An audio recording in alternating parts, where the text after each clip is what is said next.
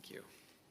It has been my custom now for several years at this time of year to make, for me, a relatively extravagant purchase. And for those of you who have been in my office in these last few weeks, you have seen them. My desk is nearly invisible, buried underneath these acquisitions, because for me, the beginning of summer is the time to buy books. My most recent purchases range from some novels that my various study partners have recommended to me with explicitly or implicitly Jewish themes.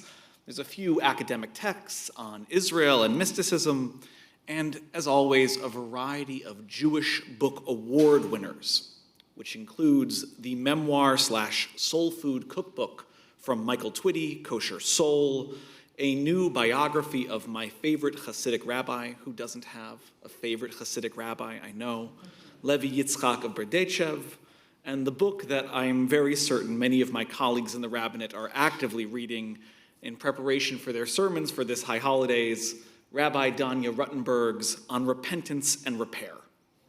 And doubtless each of these books will make it into some of my remarks in the coming year.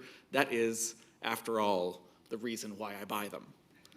But for me, always, the most exciting purchase from my acquisitions are new Torah commentaries.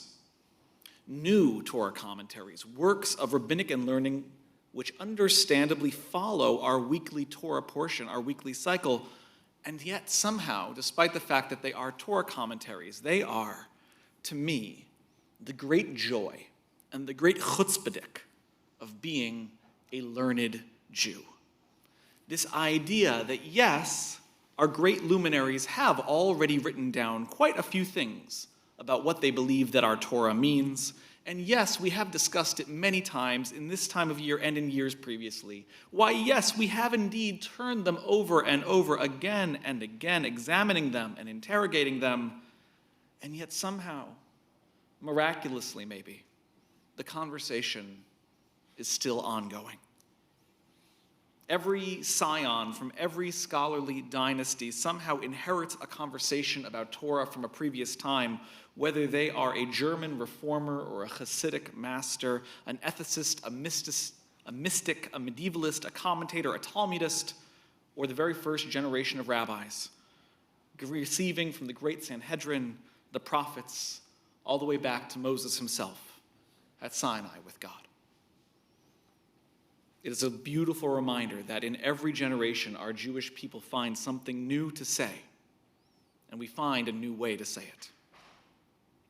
When I was coming into my own learning, when I was embracing my Judaism, the one that I really wanted for myself, and starting on my path towards the rabbinate, it was that lesson which really enriched and empowered me the most, that knowing exactly how much there was to learn on one hand, and then also realizing that Torah is not a dogma frozen in time.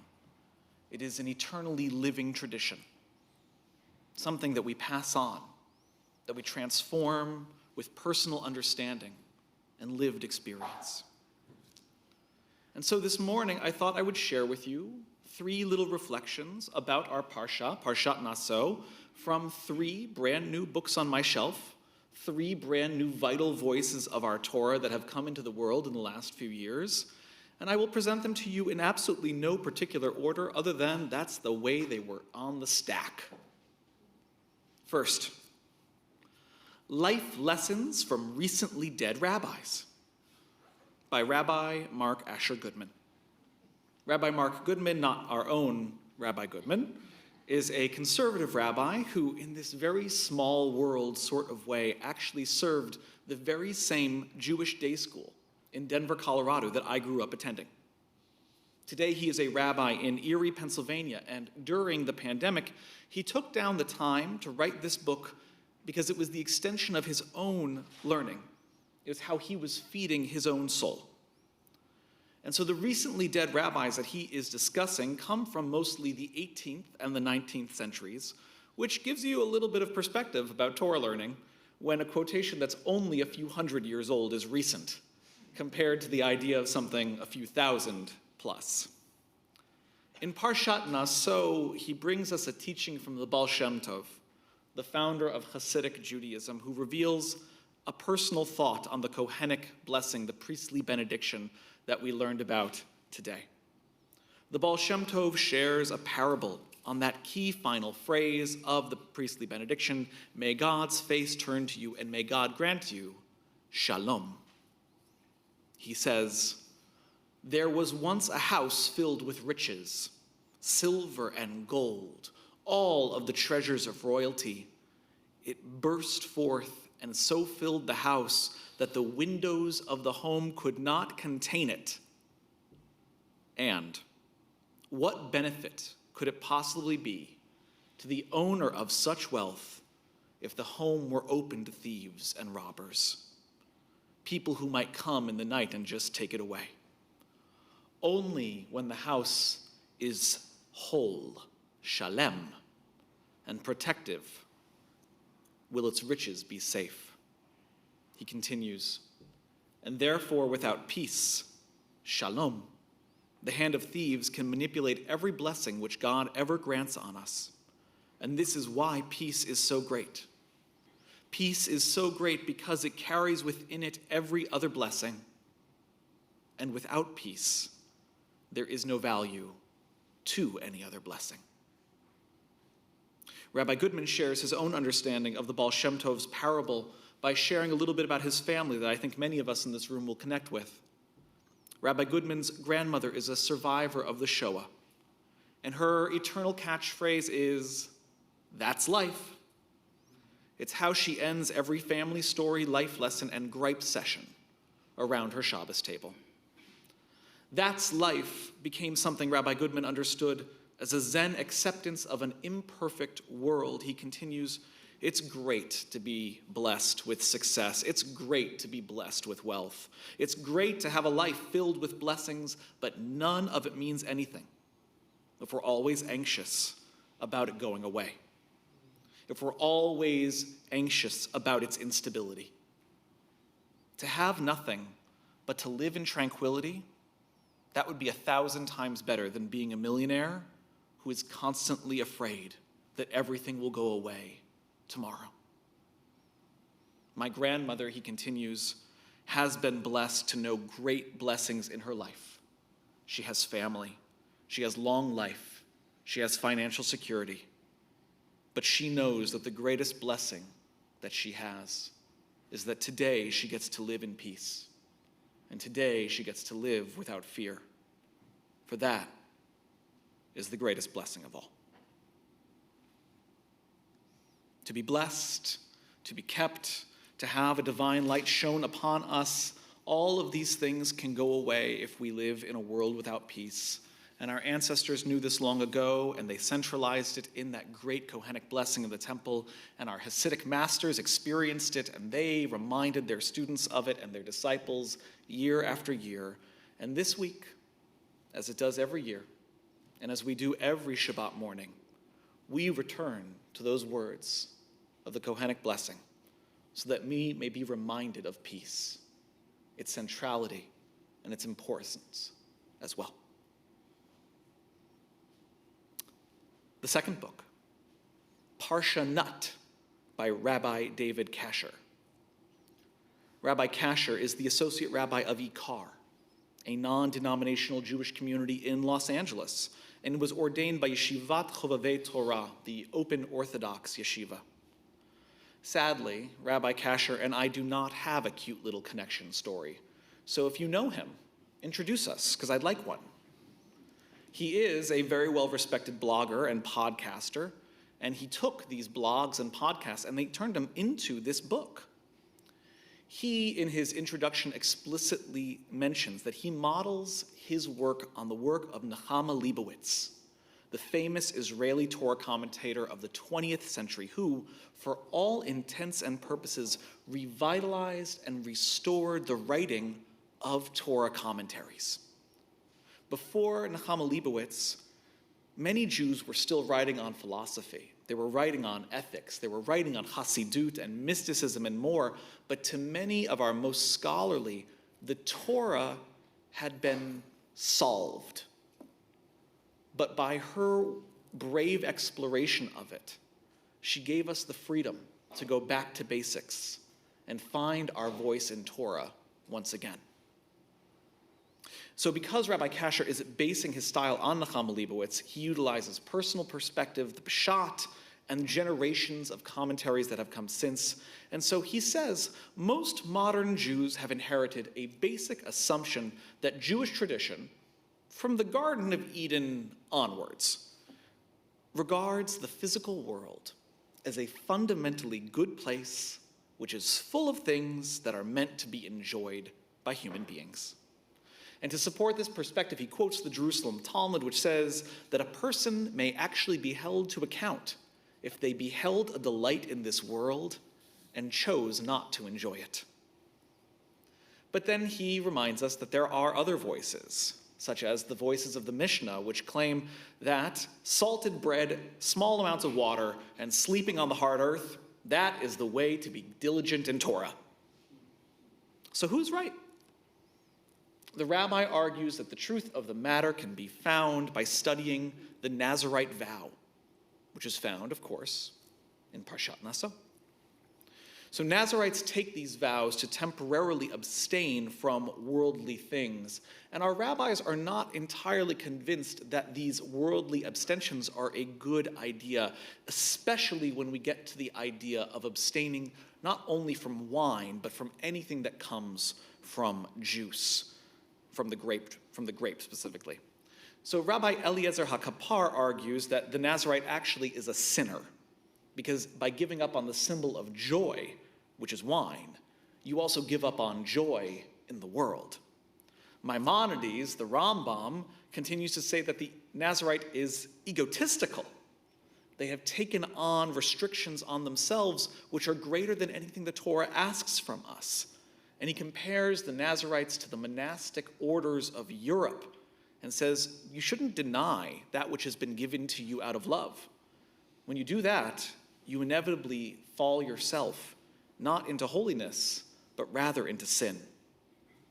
And finally, another Hasidic teacher, Rabbi Shalom Noach Berzovsky, writes, the purpose of creation, the purpose of the divine service of the Jewish people is to immerse in the physical and then elevate them into the spiritual, and thus making holy the name of God. When you deny the physical world, according to the Netivot Shalom, you actually deny yourself the opportunity to engage with it on a spiritual level. You're giving up on the redemption of the world. So just when it seems that the Nazirite has been completely punctured and that there is no value in the Nazirite tradition, the rabbi swings back with the words of Rabbi Samson Raphael Hirsch, one of the first modern Orthodox rabbis of 19th century, and he says, no, we've actually misunderstood. It's not really about the vow. It's not really about anything to do with what they lack, but rather why the Nazirite does it at all. Explicitly so that they will be holy to God. And Kasher explains Hirsch's thoughts by saying, according to Hirsch, the obstacle to spiritual enlightenment is not physical pleasure, like we might innately think when we embrace some kind of restrictive vow, but actually social pleasure. It is not the temptations of the flesh that will keep me away from God, but actually the bonds of friendship and my obligations as a Jew.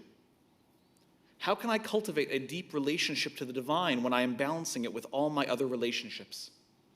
I need space to myself, and I need time alone with my God.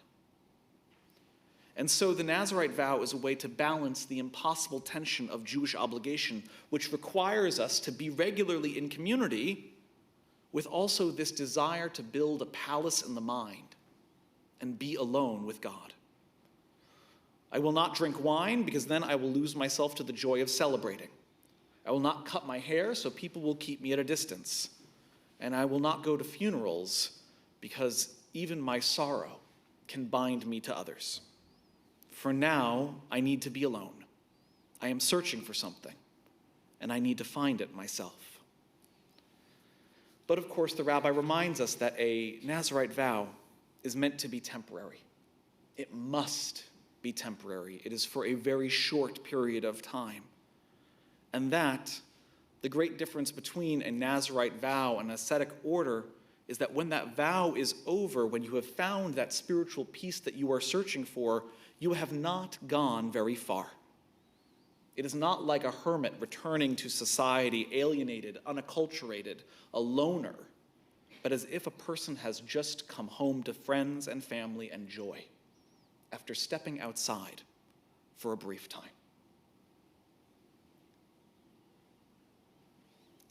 My third and final text, Bewilderments, Reflection on the Book of Numbers by Dr. Aviva Gottlieb Zornberg. Dr. Zornberg is a celebrated biblical scholar and one of the premier Jewish educators of the day, a teacher to teachers, a rabbi to rabbis, and she has currently completed 4 out of 5 commentaries of the books of the Torah, which is how this text entered into my library. It is not a new book. It was released almost a decade ago, but her new book on Leviticus got such rave reviews that I just couldn't help myself from buying all 4. Dr. Zornberg breaks from the classical style of classifying her insights along Parshat HaShavua and instead discusses the great themes and notions which spread throughout the entirety of a book. One of her most immediate and powerful points is that the book of Numbers, Bamidbar, the wilderness, is itself a mirage. In the way of telling the story, she says, the Torah creates an illusion of continuity, as though we are throughout reading about the same people who left Egypt. Till the second census in chapter 26, the reader does not clearly understand that in fact 38 years have passed. Only when the text clearly states that in this census there are no survivors from the earlier census at the beginning of the book do we realize that without our noticing, a generation has slipped into the sand. A great interruption has occurred. 38 years have imperceptibly vanished. By chapter 20, in fact, that new generation is already in place, and yet, even after the census, and indeed even into the book of Deuteronomy, it takes an effort to convince ourselves that in fact the generation has even changed. Dr. Zornberg concludes that statement by pointing out that at the heart of this great wilderness narrative is a metaphorical pit, and over the pit lies the mask of continuity. But once a single bit of pressure is exerted onto that mask, you fall in, and you realize how very different this section of the Torah is in its depths from its surface. She says, while the record continues to register the human hubbub of complaint and rebellion to which we have become accustomed, the fabric of national life has been ripped open, and unremarked within that hubbub is the cry and sudden silence of an entire generation. Elsewhere in the book, Dr. Zornberg makes one of those statements that is so basic in its simplicity, you cannot believe you've never heard it, realized, or seen it before. Maybe it will shock you the same way it shocked me. The skeptical question that the Israelites ask, Mahi, what is it, gives rise to the name of the Manna, the bread from heaven. Manhu, what is it, the people ask, and they did not know what it was. And Moses answered, it is God's gift of bread. But it is the question, not the answer, which names this unknowable substance. Manna could well be translated as what stuff? And it is enigmatic. And it may be a source of sensual variety and pleasure, but it is endlessly ungratifying. She concludes by pointing out that the very questionable nature of the manna, which confounds the mind, is indigestible to the stomachs of a people who quickly grow bored with it. Just incredible. The joy of Torah study, of uncovering new Torah, whether it be new to me or new to the world, is part of my love language inside of Judaism. It is what excites me and motivates me so that I can share it and hopefully inspire others to find themselves in it the same way that I do. This great love of learning and this loving something through learning about it is something that I shared with my grandfather. As some of you have heard, he died just last week, a few months before his 90th birthday. I traveled back to Denver, Colorado just before Shavuot to bury him and to sit with my family in memory and mourning. And at the funeral, I said the following: my community in Toronto has a wonderful problem. Friday night services have competition with someone we can never beat. A grand alliance of boobies and zadies. 7 p.m. is the dinner hour when Toronto's Jews gather around the family table, generation to generation, to bring in Shabbat, to share the week, to simply be. And I understand my community in Toronto, for I too grew up with that ritual. I can barely remember a Friday night when I was not at my grandparents' home or them with us, bringing in Shabbat together. And the last words my grandfather spoke to me were the following: you go and take care of your people. And because of him, because of his example and his dedication to family and to our Jewish faith, I know that I can. And so to all of you who reached out and support this last week, thank you so very much. It has meant the world. Shabbat Shalom.